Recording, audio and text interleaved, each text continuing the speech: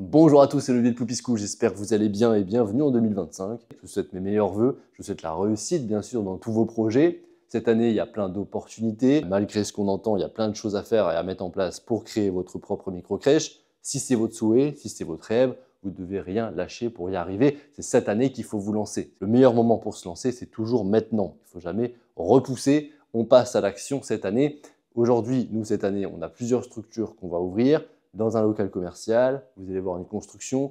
Il y a également une deuxième construction qui va démarrer, une crèche dans un bâtiment énorme qui va être fait en Bourgogne. Des projets hyper intéressants qu'on va vous partager. D'ailleurs, première annonce du coup de cette vidéo. On va vous partager un nouveau concept de vidéo qui sera « Je crée ma crèche en live ». Je vais vous documenter épisode par épisode comment on va ouvrir ces structures, les péripéties qu'on pourra avoir, mais également les différentes réussites et vous partager de manière totalement transparente tous les chiffres, etc. Donc, vous aurez tout ça sur la chaîne YouTube, donc n'hésitez pas à vous abonner pour recevoir les notifications du coup de ces vidéos-là, à la partager également à d'autres personnes qui souhaitent se lancer. Malgré tout ce qu'on entend sur le climat, etc., social, etc., il y a clairement des opportunités à saisir et puis il faut se lancer. Il y a un moment, on passe à l'action, on y va. Si c'est votre souhait, il faut le faire. Donc dans cette vidéo, en plus de vous souhaiter une bonne année, on va justement parcourir cette actualité, vous donner mon avis sur la question. J'ai pris des notes sur les sujets qu'on doit aborder et également partager les nouveautés chez Poupy cette année. Puis voilà, on va démarrer cette année sur les chapeaux de roue avec notamment ce concept de Je crée ma crèche en live et vous aurez toutes les infos. D'ailleurs, c'est la prochaine vidéo qui sortira. Avant d'aller là-dessus, si vous souhaitez vous lancer cette année, vous avez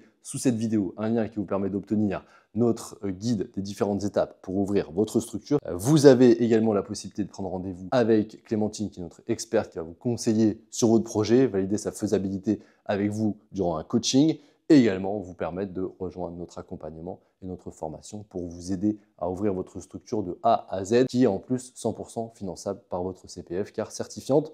Donc vous pouvez vous lancer cette année en gagnant énormément de temps. Tout ça, c'est sous la vidéo. Ceci étant dit, 2-3 nouveautés avant de parler de l'actualité. Donc nous, on va lancer deux constructions. Donc une structure qu'on va construire et une autre où il y aura un appartement au-dessus, plus une micro-crèche en rez-de-chaussée. Donc je vous partagerai l'ensemble du projet, l'ensemble des chiffres. Une structure dans un local commercial, une structure dans un ancien lycée en Bourgogne. Ça va être trop intéressant, voir deux micro-crèches. Petite histoire du coup pour cette structure, je me suis rendu coup à une réunion PMI à Dijon, hyper intéressante, notamment à la fois parce que sur les 4 porteurs de projet, en plus de moi, 3 étaient membres de Poupy School, donc super sympa d'aller voir et échanger. Et en plus de ça, forcément, la PMI, elle nous connaissait également Poupy School à travers des différents porteurs de projets qu'elle rencontre, qui ont ouvert dans la région. Et du coup, ça s'est super bien passé. On a pu échanger longuement en fin de réunion sur le fonctionnement de Poupy School. Ils ont bien vu qu'on était plutôt des partenaires parce qu'on leur simplifiait le travail, parce que les porteurs de projets étaient forcément plus aptes à ouvrir et plus au courant du fonctionnement, etc.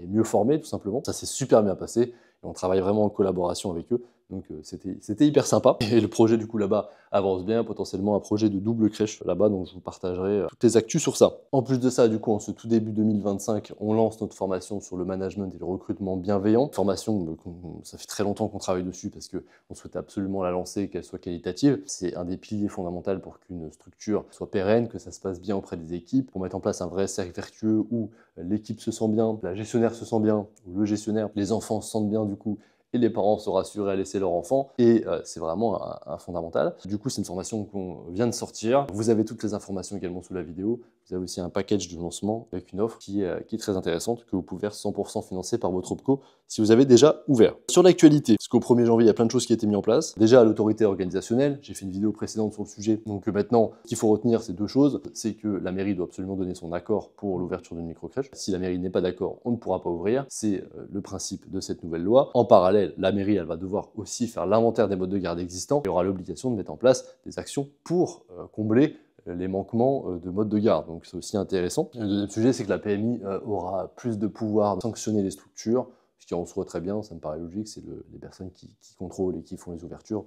Donc c'est normal, plus de sanctions possibles aussi si on ne respecte pas le taux d'encadrement, etc. Tout ça, c'est ok, c'est normal, je suis totalement pour. Les sanctions pour les gestionnaires peu scrupuleux qui ne respectent pas ces minimums de règles qui permettent tout simplement de sécuriser les enfants. Donc ça, c'est plutôt positif. Gros changement à partir du 1er janvier, l'obligation d'adhérer à la convention collective du service à la personne. Pas bien méchant en termes de changement, ça permet de structurer en tout cas le cadre social RH de nos structures. Ça fait très longtemps qu'on parle d'une convention collective. Là au moins, ça va être mis en place. Les petits changements, bon c'est déjà, il faudra faire un avenant au contrat pour indiquer qu'on y adhère. Il y a très peu de contraintes à court terme là parce que concrètement les grilles de salaire qui sont indiquées sur la convention sont en dessous du SMIC, donc en soi pas trop de problèmes. J'ai pris note, pas de prévoyance obligatoire, pas de changement pour la mutuelle. Les congés, il n'y a pas de changement hormis un jour en plus pour le mariage. Pour les périodes d'essai, c'est intéressant parce qu'on a légalement maintenant le droit de doubler la période d'essai à 4 mois. Par contre, il y a juste des frais si on rompt cette période durant la deuxième période, donc si on double la période d'essai et qu'on rompt ensuite la période d'essai, il y aura des frais qui s'appliquent. Il y a aujourd'hui des grilles de salaire avec 3 niveaux, 1, 2, 3, pas forcément hyper adaptés aux micro-crèches actuellement, mais potentiellement, nous, ce qu'on va mettre en place, ce qui est également préconisé par la Fédération des entreprises de crèche et par le REMI,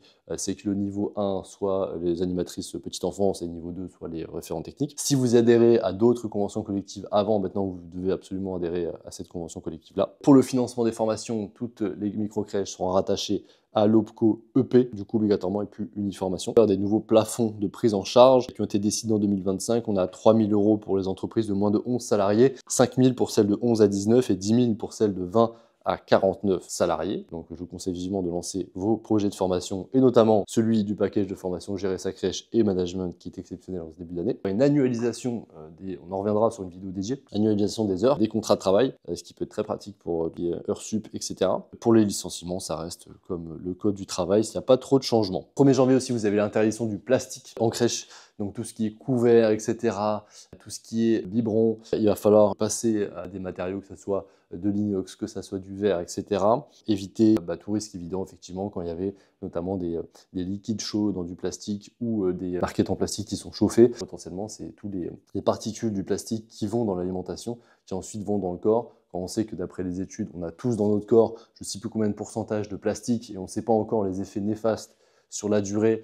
En tout cas, il n'y a rien de positif qui peut en tirer, ça c'est sûr. C'est un petit peu compréhensible et normal, au-delà du côté écologique évident de cette mise en place. En parallèle de tout ça, les peurs qu'il peut y avoir, bon, il y avait l'autorité organisationnelle de la manière dont ça va être mis. Il faut savoir que les mairies sur ne savent pas réellement concrètement à quelle sauce ils vont être mangés, les arrêtés ne sont pas sortis pour savoir comment gérer ces fameux droits et obligations sur la création des micro-crèches. Donc ça va être un petit flou en ce début d'année sur les mairies, mais dans tous les cas, le conseil de fond, c'est vous les impliquer tout de suite dans le projet pour savoir si c'est ou pas avant d'avancer plus loin lorsque vous avez une opportunité. Il y a le deuxième sujet qui était sur les inquiétudes, effectivement être 2 professionnels dès l'ouverture de la structure, donc faire sauter cette règle qui dit qu'on peut être 1 pour 3 et 2 à partir du 4e enfant en micro-crèche. Ça, d'après les échos que j'ai pu avoir, notamment l'échange avec la PMI, ça devrait être mis en place cette année. Donc ça, il faudra le prévoir. On vous fera une vidéo là-dessus sur nous, comment on va fonctionner, potentiellement une certaine réduction de la plage horaire pour permettre toujours d'avoir la même qualité d'accueil et respecter cette réglementation, auquel cas ça passe. Vous avez également un rapport de la Cour des comptes qui dit qu'il faut revoir potentiellement surtout le régime PSU, mais il y aura certainement dans les années à venir, ça ne sera pas cette année parce que c'est beaucoup trop important, une restructuration de la PSU, la page. Un conseil de fond, c'est qu'arrêtez d'entendre, arrêtez d'écouter, arrêtez de penser que lorsqu'on dit la page va être supprimée, tout le monde va passer à la PSU, c'est n'importe quoi, étant donné que la PSU actuelle ne peut pas être appliquée à l'ensemble des micro-crèches. Page, c'est impossible, plusieurs milliers de structures, des financements qui seront impossibles. Donc, s'il y a changement de méthode de facturation, ça prendra en compte la possibilité que les micro-crèches restent viables et rentables, et surtout pas sur le fonctionnement actuel. De toute façon, la PSU est hyper critiquée actuellement, donc on ne va pas passer toutes les micro-crèches dessus. Par contre, il y aura certainement à terme une restructuration globale de la méthodologie entre la PSU et la page pour qu'il y ait quelque chose qui soit à la fois viable, mais à la fois plus logique et pratique et fonctionnel et adapté aussi avec les fluctuations des coûts de la vie, etc.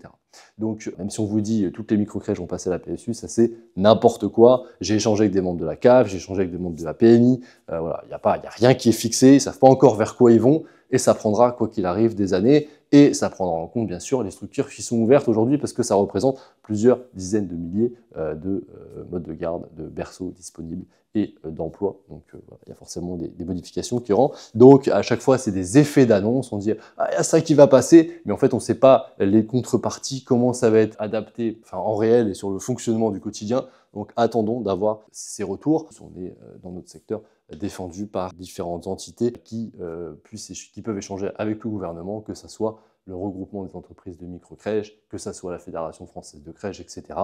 Donc, on aura des informations et des modifications adaptées à notre fonctionnement. Pour autant, il faut rester vigilant. Ça, convaincu également. Et c'est pour ça que nous aussi, on échange régulièrement, on partage notre avis au nom de la communauté Poupy School pour tous les porteurs de projets qui nous suivent et qu'on accompagne. On défend également leur intérêt et on partage également des messages au gouvernement. C'est d'ailleurs le cas pour le sujet suivant où j'ai créé une vidéo envoyée aux membres du gouvernement. Il y a un nouveau membre du gouvernement, parce que le gouvernement change assez régulièrement chez nous en ce moment.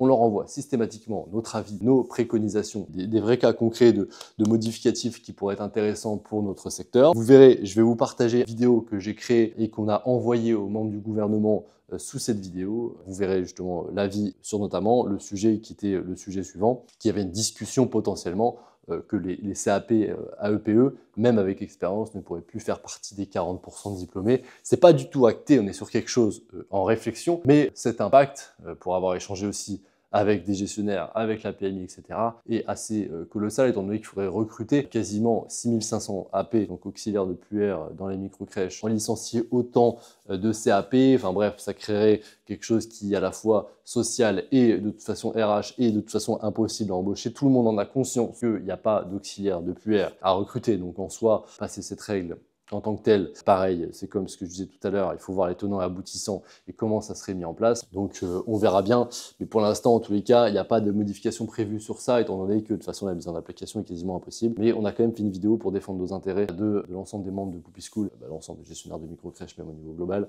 où on partage notre avis sur la question. Vous le retrouverez également sous cette vidéo, donc est envoyée au gouvernement, que vous pouvez également envoyer au gouvernement et aux personnes qui sont concernées, si vous le souhaitez, en complément des différentes entités qui nous défendent. Il est également question que potentiellement les référents techniques ne puissent plus être des auxiliaires, des CAP et plutôt uniquement des éducatrices de jeunes enfants. Pour autant, on n'arrive pas à recruter, donc c'est un peu illique mais impossible. Donc pareil, il y aura des modificatifs qui seront en place. Dans tous les cas, suivez bien cette chaîne YouTube parce qu'on vous parlera de toutes les modifications réglementaires de l'année et des années suivantes. Comme ça, vous serez au goût du jour sur ces modificatifs. Pour autant, dans ces climats de peur, c'est justement le bon moment pour vous lancer. Il y a moins de personnes qui veulent se lancer, plus d'opportunités pour vous, que ce soit des rachats, que ce soit des créations.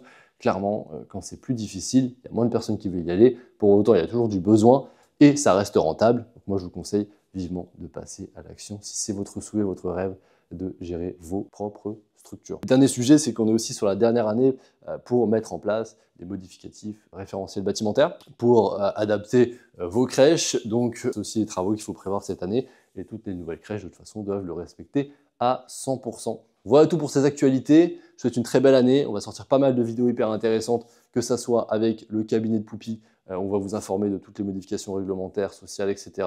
et vous partager du contenu qualitatif.